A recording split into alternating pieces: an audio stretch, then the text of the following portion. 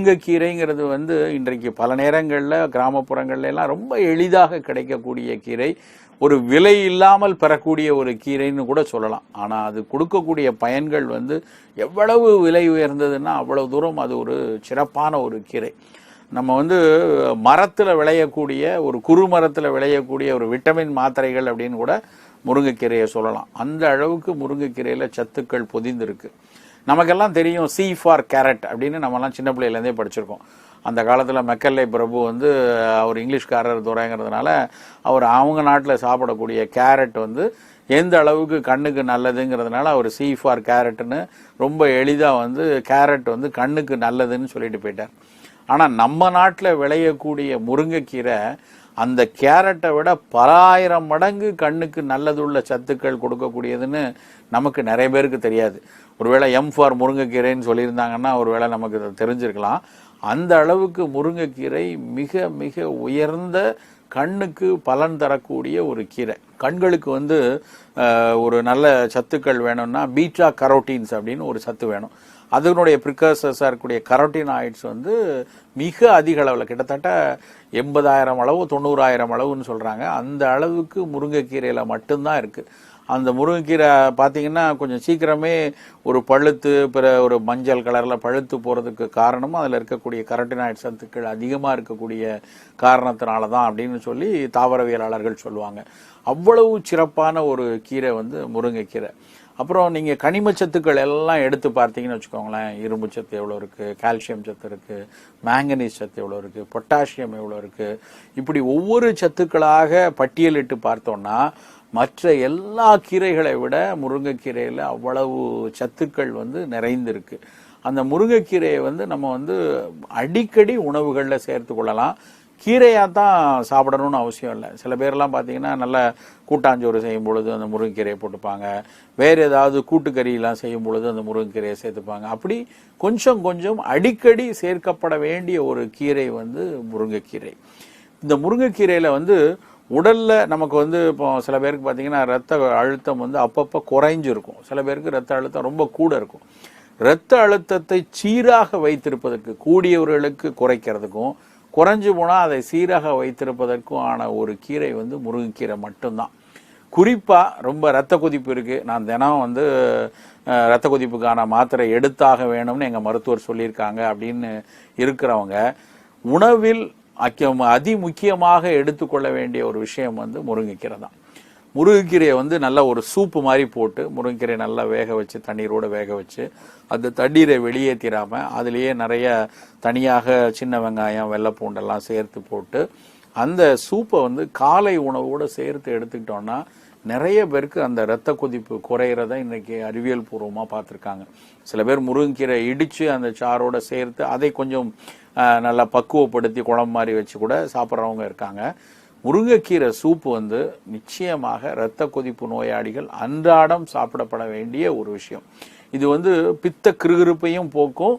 அந்த இரத்த கொதிப்பு அளவு வந்து கொஞ்சம் ரொம்ப 180 100 இருக்குது, மாத்திரை போட்டால் தான் குறையுதுன்னு இருக்கிறவங்க தொடர்ச்சியாக இதை எடுத்துகிட்டு வர அவர்களுடைய காலை நேரத்தில் இரத்த கொதிப்பு கூடுற தன்மை வந்து குறையிறத வந்து மருத்துவர்கள் இன்னைக்கு அறிந்து சொல்லியிருக்காங்க. அதனால் முருங்கைக்கீரை அவ்வளவு சிறப்பான ஒரு கீரை. எப்போ ஒரு பொருள் வந்து இரத்த கொதிப்பையும் ஓரளவுக்கு கட்டுப்படுத்துதோ அது இதயத்துக்கும் நல்லதாக இருக்கும். இதெல்லாம் தாண்டி சரி, இது இவ்வளோ விஷயங்களை தாண்டி நவீன அறிவியல் உணவு அறிவியல் சொல்லக்கூடிய நார்ச்சத்து மிக அதிகமாக உள்ள கீரைகளில் முருங்கைக்கீரையும் ஒன்று. ஸோ ஒரு நபருக்கு வந்து இன்னைக்கு மிக அதிகமாக இடைக்காலங்கள், அதாவது நடுத்தர வயதை ஒட்டி இருக்கக்கூடிய நபர்கள் எல்லாருக்கும் வந்து ரொம்ப முக்கியமாக சொல்லக்கூடியது வந்து நிறைய நார் எடுங்க, ஃபைபர் எடுங்க. அதுவும் குறிப்பாக பார்த்தீங்கன்னா வெஜிடேரியனாக இருக்காங்க, மரக்கறி மட்டும்தான் சாப்பிட்றாங்க, புலால் உணவு சாப்பிட்றதில்லை அப்படின்னா அவர்களுக்கு இயல்பாகவே அந்த ஃபைபர் சத்து குறைவாக இருக்கும். அந்த ஃபைபர் சத்தை நம்ம வந்து கூடுதலாக கவனம் செலுத்தி எடுக்காமல் போயிட்டோம் அப்படின்னா அதனாலேயே அவருக்கு வந்து மலச்சிக்கல் வரலாம். இரத்தத்தில் இருக்கக்கூடிய கொழுப்பு அளவு, கொலஸ்ட்ரால் அளவு கூடுறதுக்கான வாய்ப்பு இருக்குது. ஸோ அதை குறைப்பதற்கு கரையும் நார்கள் கரையாத நார்கள் 2 சத்தும் வேணும். அது ரெண்டுமே முருங்கைக்கீரையில் நிறைய இருக்குது. ஸோ அதனால் கூடுதலாக பார்த்தீங்கன்னா மற்ற கனிமங்கள், உப்புக்கள் இதையெல்லாம் தாண்டி இந்த நார்ச்சத்து பொருட்களும் வந்து முருங்கைக்கீரையில் கூடுதலாக கிடைக்குது. ஸோ மொத்தத்தில் முருங்கைக்கீரைக்கு இணையான ஒரு விலை உயர்ந்த காயை கூட நம்ம தேட முடியாது. ஏன்னா ஒரு காயில் வந்து இப்போ உருளைக்கிழங்கு எடுத்தால் அதில் வந்து குளுக்கோஸ் மட்டும் தான் கிடைக்கும். கேரட் எடுத்திங்கன்னா அதில் பீட்டா கரோட்டின் மட்டும் தான் கிடைக்கும். அவரைக்காய் எடுத்திங்கன்னா அதில் கொஞ்சம் நல்ல ஃபோலிக் ஆசிடும் அந்த மாதிரி விட்டமின் பி மட்டும் தான் கிடைக்கும். இப்படி ஒவ்வொரு காயையும் சொல்லிக்கொண்டே போனால் அதுக்கு ஒரு பலன் இருக்கலாம், இல்லை 2-3 பலன் இருக்கலாம். பல பலன்களை தன்னுள்ளே பொதிந்து ரொம்ப ஒரு சமர்த்தா இருக்கக்கூடிய ஒரு அலட்டி கொள்ளாத ஒரு விஷயமா இருக்கக்கூடியது முருங்கைக்கீரை மட்டும்தான். அதுக்கு பெரிய விலை கிடையாது, ஆனாலும் அது அவ்வளவு ஒரு நல்ல விஷயங்களை வந்து இந்த முருங்கைக்கீரை செய்யும். அதனால் கண்டிப்பாக முருங்கைக்கீரையை வாரத்துக்கு 2 நாளும் 3 நாளும் நம்ம பயன்படுத்திட்டு தான் வரணும். ஆனால் இன்னொரு விஷயம் என்னென்னா, அதே முருங்கைக்கீரையை வந்து ரொம்ப தயிரோடு சேர்த்து சாப்பிட்றது நல்லது கிடையாது, இரவில் சாப்பிட்றதும் நல்லது கிடையாது. கீரை இந்த முருங்கைக்கீரை சாப்பிட்டா வயிறு வலி வருகிறது, இல்லைன்னா மலத்தில் வந்து அப்படியே கீரை போகுது, பேதியை உண்டாக்கிறதுங்கிற மாதிரி ஒத்துக்கொள்ளாத நபர்கள் அந்த கீரையை தவிர்த்திடலாம். மற்ற எல்லாருமே முருங்கைக்கீரையை நம்ம சாதாரணமாக அடையில் கடலைப்பருப்பு போட்டு அடை செய்யும் போது அதில் முருங்கைக்கீரை போடலாம். கூட்டாஞ்சோறு மாதிரி காய்கறிகளை சேர்த்து சமைக்கும் போது அதில் அந்த கீரையை போட்டு சாப்பிடலாம். பிற காய்கறிகள் வதக்கும் பொழுதும் பிற கூட்டு செய்யும் பொழுதும் இந்த முருங்கைக்கீரையை குறைந்த அளவுக்கு செய்து கொள்ளலாம். முருங்கைக்கீரையை சில பேரெல்லாம் என்ன பண்ணுவாங்கன்னா, அப்படியே உலர்த்தி வைத்து சாதாரணமாக கீரையை வந்து பறித்து நல்லா நிழலில் உலர்த்தி பவுடர் பண்ணி வச்சுட்டு அந்த பொடியை வந்து சாதத்தில் போட்டெல்லாம் சாப்பிடக்கூடிய பழக்கம் இன்றைக்கு கூட்டிகிட்டு வருது. அப்படி செய்யலாம். எல்லாத்துக்கும் மேலே ஒரு விஷயம் என்னென்னா, இன்றைக்கு வந்து மிகப்பெரிய அளவில் முருங்கைக்கீரை ஏற்றுமதி ஆகிறது. அதனுடைய விட்டமின்களுக்காக, அதனுடைய உப்புக்களுக்காக ஒரு சத்தான ஃபங்க்ஷனல் ஃபுட் அப்படின்னு சொல்லுவாங்க.